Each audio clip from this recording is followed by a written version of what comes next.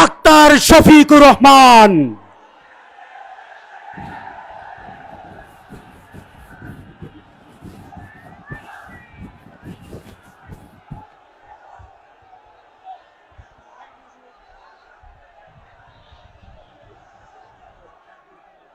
তোমার এই জিনিসগুলো সব খুলে এখানে রাখ, এগুলা খুলে এখানে রাখ।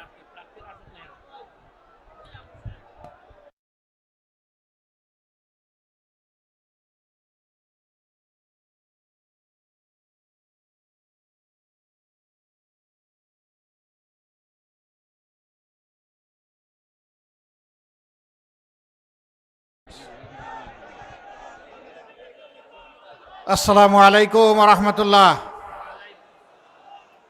আসসালামু আলাইকুম রহমতুল্লাহ।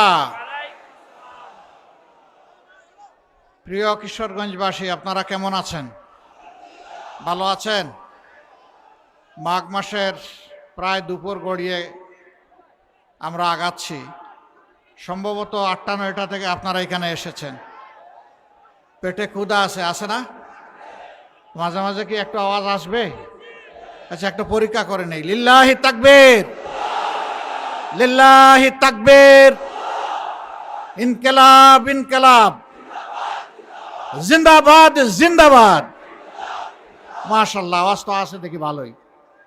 আলহামদুলিল্লাহি রাব্বিল আলামিন, ওয়াসসালাতু ওয়াসসালামু আলা রাসূলিহিল কারীম ওয়া আলা আলিহি ওয়া সাহবিহি ওয়া আহলি বাইতি আজমাইন। আসন্ন দুটো নির্বাচনকে সামনে রেখে 11 দলীয় নির্বাচনী ঐক্যবদ্ধ বাংলাদেশ এর আয়োজনে আজকের নির্বাচনী জনসভার সম্মানিত সভাপতি, সভা মঞ্চে বসা 11 দলের সম্মানিত নেতৃবৃন্দ, শহীদ পরিবারের সদস্যবৃন্দ, বীর মুক্তিযোদ্ধাবৃন্দ, 24-এর লড়াকু যোদ্ধাবৃন্দ, প্রিয় কিশোরগঞ্জবাসী, এই জেলাটি নানা বৈচিত্র্যে সমৃদ্ধ। এই জেলার মানুষ স্বভাবগতভাবে ধর্মপ্রাণ, কিন্তু তারা অন্যান্য ধর্মের সাথেও চমৎকার সম্পর্ক রক্ষা করে চলেন।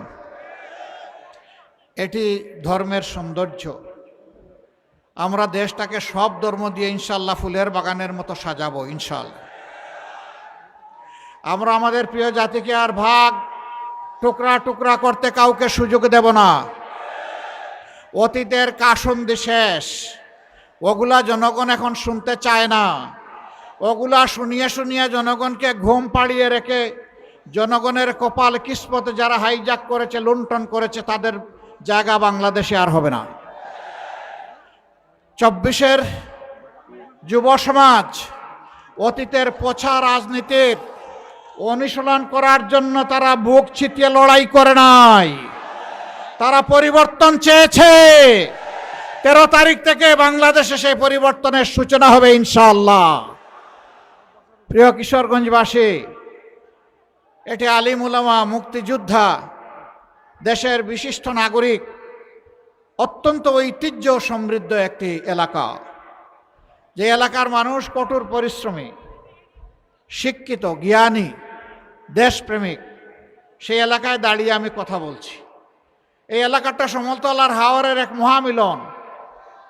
22-এর বন্যায় আমার আসার এখানে সুযোগ হয়েছিল, গ্রামে গ্রামে একটু গিয়েছিলাম। এখানকার যোগাযোগ ব্যবস্থা বিভিন্ন দিক থেকে খুবই ঝুঁকিপূর্ণ, কিন্তু বছরের পর বছর এখানকার লোকেরাই বাংলাদেশের প্রশাসনের, সরকারের শীর্ষ পদ তারা অলঙ্কৃত করেছেন। শীর্ষ পদ অলঙ্কৃত করার পরে তারা কি দিয়েছেন, কিশোরগঞ্জবাসী কি পেয়েছে, আমি এই ব্যাপারে কিছু বলতে চাই না, এর সাক্ষী আপনারা। এখানে বাংলাদেশ জামাতে ইসলামীর কিশোরগঞ্জ জেলা শাখার সম্মানিত আমির অধ্যাপক রমজান আলী সাহেব জনগণের পক্ষ থেকে বাস্তব কিছু দাবির কথা তিনি তুলে ধরেছেন। আমি আপনাদেরকে সাক্ষী রেখে ঘোষণা করছি, কিশোরগঞ্জের 6টি আসন বাংলাদেশের সকল জায়গার মতো মহান আল্লাহর উপর ভরসা করে আগামীর একটি দুর্নীতিমুক্ত, চাঁদাবাজ মুক্ত, আগামীর একটি মামলাবাজ মুক্ত, আগামীর একটি শোষণ মুক্ত, বৈষম্য মুক্ত, পারিবারিক দাপট এবং জমিদারি মুক্ত একটি বাংলাদেশ গড়ার জন্য আপনারা মেহেরবানি করে আমাদেরকে আপনাদের দোয়া, ভালোবাসা এবং পবিত্র বুটগুলার আমানত আমাদেরকে দিন। আমরা কথা দিচ্ছি, আমরা ইনশাআল্লাহ ইনসাফের ভিত্তিতে আমাদের সমস্ত শক্তি দিয়ে আপনাদের রাস্তার প্রতিদান দেব ইনশাআল্লাহ। প্রিয় কিশোরগঞ্জবাসী, জুলাই যোদ্ধারা যখন রাস্তায় নেমেছিল তখন যেমন আমাদের ছেলেরা যে যুদ্ধ করেছে, লড়াই করেছে, আমাদের মেয়েরাও লড়াই করেছে।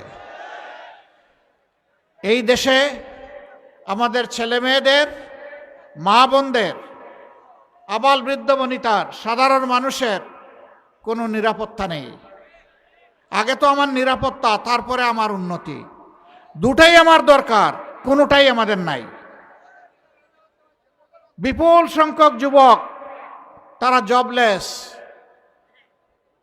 তারা বেকার, তারা রাস্তায় নেমে বলে নাই যে আমাদেরকে বেকার ভাতা দেন।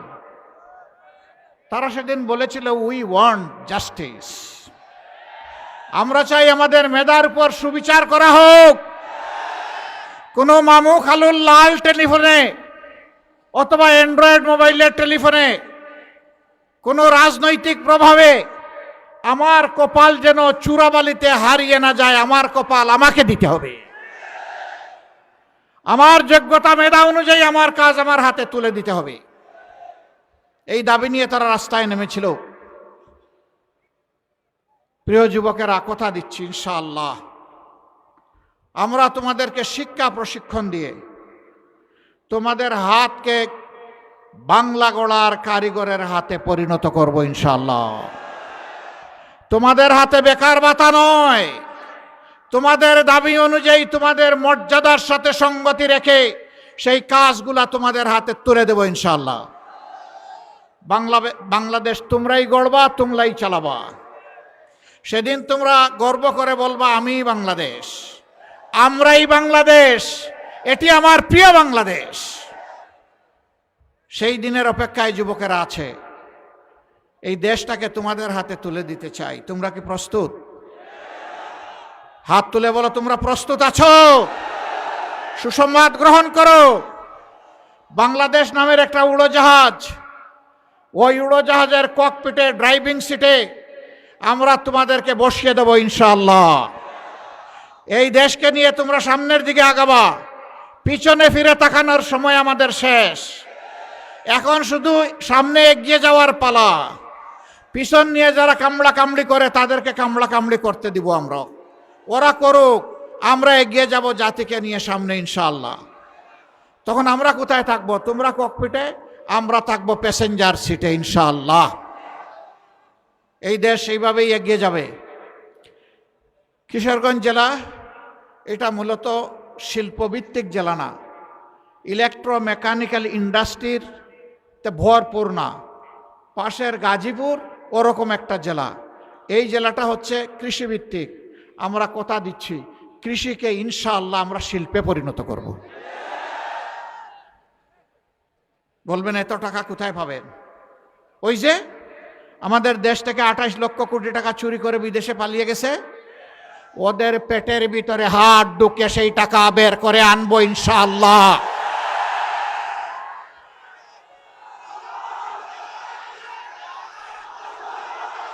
ওই টাকাগুলাই রাষ্ট্রীয় কোষাগারে জমা হবে।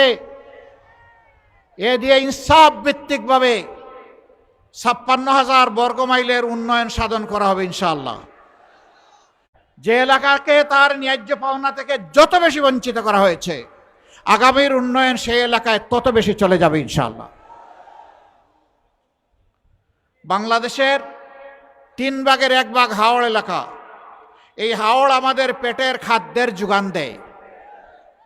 শুধু ডাল আর ভাত না, এই হাওড় আমাদেরকে প্রোটিনও সরবরাহ করে। কিন্তু আজকে নদীগুলাকে খুন করা হয়েছে, আজকে জমাট বেঁধে হাওরগুলা, বিলগুলা ধ্বংস হয়ে গিয়েছে। আমরা এগুলাতে হাত দিব ইনশাআল্লাহ। নদীর জীবন ফিরে আসলে বাংলাদেশের জীবন ফিরে আসবে ইনশাআল্লাহ। কাজেই নদী দিয়েই আমাদের উন্নয়নের সংস্কার ইনশাআল্লাহ শুরু হবে। এরপরে আস্তে আস্তে ক্রমান্বয়ে সব দিকে নজর দেওয়া হবে। মা বোনদের প্রতি আমরা দারুণ কৃতজ্ঞ। প্রথমত মায়ের সন্তান, মাদের গর্ভ থেকেই আমরা সবাই দুনিয়ায় এসেছি। মায়ের বুকের দুধ খেয়ে বড় হয়েছি, মায়ের বুকের বিছানায় লালিত পালিত হয়েছি, মায়ের স্নেহ যত্ন আদরে ভালোবাসায় লেখাপড়া করেছি। এই মায়ের কোনো ঋণ পরিশোধ করা কি আমাদের পক্ষে সম্ভব? সম্ভব না। কিন্তু আমাদেরকে কৃতজ্ঞ চিত্তে পরিশোধ করার চেষ্টা করতে হবে ইনশাআল্লাহ। জুলাই আন্দোলনেও জুলাইয়ের 15 তারিখ যখন ঢাকা বিশ্ববিদ্যালয়ে আমাদের কলিজার টুকরা মেয়েদের গায়ে উচ্ছৃঙ্খল সন্ত্রাসীরা হাত দিয়েছিল, সেই দিনই বাংলাদেশে আগুন জ্বলে উঠেছিল। মানুষ সব কিছু সহ্য করতে পারে, কিন্তু তার মার অপমান সহ্য করতে পারে না। সমানভাবে তরুণদের সাথে তরুণীরা, যুবকদের সাথে যুবকেরা, ভাইয়ের সাথে বোনেরা, বাবার সাথে মায়েরা 24-এ যুদ্ধ করেছে। আমরা মাদেরকে কথা দিচ্ছি ইনশাআল্লাহ আপনাদেরকে সমাজের সবচেয়ে সম্মানিত অংশ হিসাবেই আমরা মাথায় তুলব ইনশাআল্লাহ। এটা আমাদের দায়িত্ব। যে জাতি মাকে সম্মান করে আল্লাহ তাআলা তাদের সম্মান বৃদ্ধি করে দেন, আর যে জাতি মায়ের সম্মান রাখতে পারে না আল্লাহ তাআলা তাদের সম্মান উঠিয়ে নেন, এরা অপমানিত হয়। বিভিন্ন জায়গায় কিছু উৎপাত আছে, মাদের সাথে কিছু অভদ্র আচরণ করা হয়, অশালীন আচরণ করা হয়। আমি তার প্রতিবাদ করি। কিছু লোক এখন আমার পিছনে লেগে গেছে। আমার টুইটার, যেটাকে এখন এক্স বলে, সেই এক্স আইডি হ্যাক করে অত্যন্ত নোংরা মেসেজ সেখান থেকে দেওয়া হয়েছে। আমাদের আইটি টিম, সাইবার টিম খুব দ্রুত সেটাকে রিকভারি করে ব্যবস্থা নিয়েছে এবং পেয়েও গেছে যে কোন জায়গা থেকে কারা এই কাজ করেছে। আশ্চর্যের বিষয়, একটি রাজনৈতিক সংগঠন এই সব কিছু স্পষ্ট হওয়ার পরেও এইটা নিয়ে তারা এখন ব্যবসা করছেন। বন্ধুরা, মানুষ চিনে কে কাকে কিভাবে সম্মান করে। আপনারা ধন্যবাদ। আমরা অনেক জায়গায় হয়তো আমাদের কথা নিয়ে যেতে পারছি না সময়ের সীমাবদ্ধতার কারণে। আপনারা যেভাবেই হোক আমাদের কথাগুলো পৌঁছে দিচ্ছেন, এই জন্য আপনাদেরকে ধন্যবাদ। যদি ভালো জিনিস করে থাকেন আল্লাহ আপনাদেরকে সম্মানিত করবেন। যদি কারো চরিত্র হননের জন্য উদ্দেশ্য প্রণোদিতভাবে কিছু করেন, তাহলে রাসূল করিম সাল্লাল্লাহু আলাইহি সাল্লামের হাদিস অনুযায়ী ওই পাওনাটা সমঝে নেওয়ার জন্য প্রস্তুত থাকতে হবে। আমরা সকলের জন্য আল্লাহর দরবারে হেদায়েতের দোয়া করি। আমরা পরিষ্কার বলেছি, আসেন আগামী দিনে কে কি করব আমরা সামনাসামনি ডায়ালগ করি, জাতির সামনে হাজির হয়ে যাই। খোলা ময়দানে জাতি আমাদেরকে প্রশ্ন করুক, আমরাও জবাব দেই, আপনারাও জবাব দেন, আর সিদ্ধান্ত নেওয়ার দায়িত্বটা জাতির উপর ছেড়ে দেন। চলে বলে কৌশলে যে কোনোভাবে আমাকে জিততে হবে এই ধারণা থেকে বের হয়ে আসেন। ওই পুরানা স্লোগান থেকে বের হয়ে আসেন, আমার ভোট আমি দিব, তোমারটাও আমি দিব। এই দিন শেষ, এদিন আর ফিরে আসবে না। 24-এর যুবকেরা ঘুমিয়ে পড়েনি, জাগিয়ে আছে। তার বুটের পাহারাদারি সে করবে, সাথে সাথে বাকি সকলের বুটের পাহারাদারি করবে। কোনো দুর্বৃত্ত এখন আর কারো বুটে হাত দিতে পারবে না ইনশাআল্লাহ। আমরা প্রশাসনকে বলবো, আপনারা দক্ষতা এবং নিরপেক্ষতার সাথে, সততা এবং সাহসিকতার সাথে আপনারা দায়িত্ব পালন করবেন নির্বাচনকে সামনে রেখে। জাতি আপনাদের জন্য দোয়া করবে, 18 কোটি মানুষ আপনাদের পাশে থাকবে। আপনারা মেহেরবানি করে কারো কোনো ডাইনবাম কথা শুনবেন না। আমরা কারো কাছে কোনো আনুকূল্য চাই না, কিন্তু আমাদের কোনো ক্ষতি করতে আসলে আমরা কিন্তু ছেড়ে দেব না। তিনি যেই হোক, আমার অধিকার আমাকে রক্ষা করতে হবে। এ লড়াই চলবে ইনশাআল্লাহ। এই আমার অধিকার মানে কি? আমি আপনাদেরকে সাক্ষ্য রেখে পরিষ্কার বলছি, আমার অধিকার মানে এই দেশে মুসলমান, হিন্দু, বৌদ্ধ, খ্রিস্টান 18 কোটি মানুষের অধিকার। আমরা জামাতে ইসলামীর দলীয় সরকার কায়েম করতে চাই না, জামাতে ইসলামীর বিজয় আমি চাই না। আপনারা বলবেন আশ্চর্য, আমরা তো সেই বিজয়ের জন্য মিছিল দিচ্ছি আর আপনি চান না, এটা কোন ধরনের কথা? হ্যাঁ, আমি চাই না, আমি 18 কোটি মানুষের বিজয় চাই। 18 কোটি মানুষের বিজয় হলে সে বিজয় আমাদের সবার। দল, গোষ্ঠী, পরিবারতান্ত্রিক রাজনীতির কোনো বিজয় আমাদের কাছে নেই। বার্তা আমাদের অত্যন্ত পরিষ্কার। এই পথে পুরানা রাস্তায় যারা হাঁটতে চাইবেন অন্ধকার গলিতে, তাদের রাস্তায় তারা হাঁটুক, আমরা সদর রাস্তায়, আলোকিত রাস্তায় হাঁটবো ইনশাআল্লাহ। আর জাতি এই আলোকিত রাস্তায় হাঁটবে। জাতি কোন দিকে ইতিমধ্যে আলামত স্পষ্ট।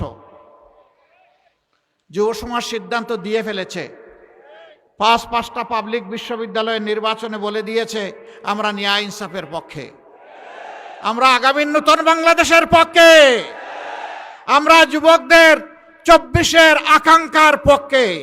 এর রায় তারা দিয়ে দিয়েছে। মায়েরা, বোনেরাও তারা তাদের অপিনিয়ন ব্যক্ত করতে শুরু করেছেন। তারা বলেছেন, আমরা, কেউ মাইন্ড করবেন না, এখানে 11 দল আছেন, যা বলছেন আমি তাই বলতেছি। কেউ বলেন আমরা ইসলামী দলের হাতে নিরাপদ, কেউ সুজা সাপটা বলে আমরা জামাতের হাতে নিরাপদ। এই অবস্থা দেখে অনেকে এখন একটু মাথা গরম হয়ে গেছে। কিশোরগঞ্জেতে বোধহয় এখন চৈত্র মাস না? হ্যাঁ, মাঘ মাস। তো মাঘ মাসে যদি মাথা এত গরম হয়, চৈত্র মাসে কি হবে? একটু ঠান্ডা থাকুন, ধৈর্য ধরুন, 12 তারিখ পর্যন্ত জনতার রায়কে সম্মান করুন। সুষ্ঠু নির্বাচনে যিনি নির্বাচিত হয়ে আসুক, আমরা তাকে অভিনন্দন জানানোর জন্য প্রস্তুত। কিন্তু চূড়াই পথে আর কোনো নির্বাচন হবে না, ইনশাআল্লাহ হতে দেওয়া হবে না। সমস্ত চূড়াইগুলি বন্ধ করে দেওয়া হবে। সেই পথেই আমরা এগিয়ে যাব। আমরা চাচ্ছি মানুষ একটু শান্তিতে, নিরাপদে থাকবে। কৃষক তার জমিতে ফসল ফলাবে আধুনিক প্রযুক্তি নিয়ে। একজন শ্রমিক তার ন্যায্য পাওনা পাবে শ্রমের, এবং সে একটা মানবিক মর্যাদায় সেখানে কাজ করবে। এই দেশে হাত পাতা মানুষ থাকবে না, বরঞ্চ হাত মজবুত হয়ে কাজ করা মানুষ থাকবে। এরপরে যাদের হাত কাজ করতে পারবে না, তাদের দায়িত্ব সরকার নেবে। আমরা বলেছি একটা সুস্থ সবল জাতি গঠনের জন্য 5 বছর পর্যন্ত শিশুদের সমস্ত চিকিৎসার দায়িত্ব নিতে বাধ্য হবে সরকার। আমরা বলেছি একটা শিশু আর শিক্ষার আলো থেকে বঞ্চিত হবে না। সমস্ত শিশুকে শিক্ষা দিয়ে প্রশিক্ষিত করে দেশ গড়ার একজন কর্মী, কারিগর হিসাবে ইনশাল্লাহ তৈরি করা হবে। তারা দেশে বিদেশে যেখানেই সেবা দিবে, সেখানে গৌরবের সাথে এবং দক্ষতার সাথে তারা সেবা দেবে। আমরা আর ওই খুঁড়া শিক্ষা ব্যবস্থা চাই না। আমরা এখন দক্ষতা যে শিক্ষা ব্যবস্থা দিতে পারবে আমাদের সন্তানদের হাতে, সেটাই তুলে দেব। তার সাথে দিনী এবং নৈতিক শিক্ষা অবশ্যই থাকবে। মানুষ যদি মানবিক মূল্যবোধে গড়ে না উঠে, সে দক্ষ হলে দেশের দক্ষতার সাথেই 12টা বাজাবে। আমরা ওই শিক্ষা চাচ্ছি না। আমরা অবশ্যই মোরাল অ্যান্ড প্রফেশনাল এডুকেশন চাই। তাই আমরা নিশ্চিত করব ইনশাআল্লাহ। আপনারা দোয়া করবেন। 2টো ভোট, একটি হবে জন আকাঙ্ক্ষার পক্ষে, জুলাই আকাঙ্ক্ষার পক্ষে। এই ভোটটা হবে প্রথম ভোট, এটি হচ্ছে গণভোট। আপনারা গণভোটে কি বলবেন? হা মানে আজাদি, না মানে গুলামি। আজাদি না গুলামি, আজাদি না গুলামি। ইনশাআল্লাহ সমস্ত জনগণকে, মা বোন সবাইকে সাথে নিয়ে আমরা হা ভোট দেব ইনশাআল্লাহ। এটি বাংলাদেশ, এটি বৈষম্য মুক্ত, ফেসিবাদ মুক্ত, দুর্নীতি মুক্ত বাংলাদেশ। এর ভিত রচনা করে দিবে হা ভোট ইনশাআল্লাহ। এরপরে আরেকটা ভোট, যারা আগামী সরকার গঠন করবে এবং দেশবাসীকে সেবা দেবে। সব কিছু পরিষ্কার হয়ে গিয়েছে, আমাদের স্পষ্ট অবস্থান। আমরা দুর্নীতির পক্ষে কাউকে যেতেও দেব না, নিজেরাও দুর্নীতি করব না। চাঁদাবাজি বাংলাদেশে আর চলতে দিব না। আমাদের তো চাঁদাবাজির প্রশ্নই ওঠে না। কোনো মামলা বাণিজ্য বাংলাদেশে হবে না। বিদেশের সবগুলো বন্ধু রাষ্ট্রের সাথে আমরা উত্তম সম্পর্ক রক্ষা করে চলব, কিন্তু কাউকেই প্রভু মানব না। কথা একদম সাফ,